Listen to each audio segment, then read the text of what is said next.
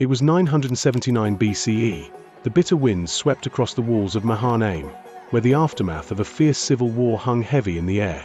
The rebel prince Absalom, once full of hope and ambition, lay dead, his rebellion crushed by loyal forces. Yet, the city remained silent, as if the very stones mourned. David, the king, stood alone on the gatehouse balcony, his face streaked with tears. The weight of his crown felt heavier than ever. His heart was torn between a father's love and a king's duty. His loud, agonizing cries shattered the stillness, echoing through the courtyards below.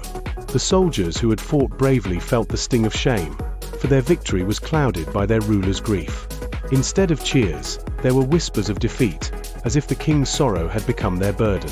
Inside the palace, Joab, the commander with a battle-hardened gaze, climbed the steps with urgent purpose. He knew the fragile line between grief and chaos. Confronting the king directly, Joab warned that David's public mourning for a traitor risked alienating the people and unraveling the fragile peace. "If you don't rise," Joab urged, "your kingdom may fall, not by the sword, but by abandonment." The words hit David like a thunderclap. Slowly, his tears dried, replaced by a somber resolve.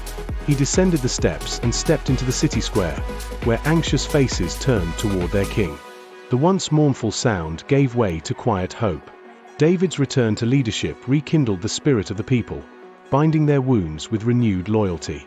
Though his heart still ached for his lost son, David reclaimed his throne, not as a broken man, but as a ruler forged by grief and wisdom.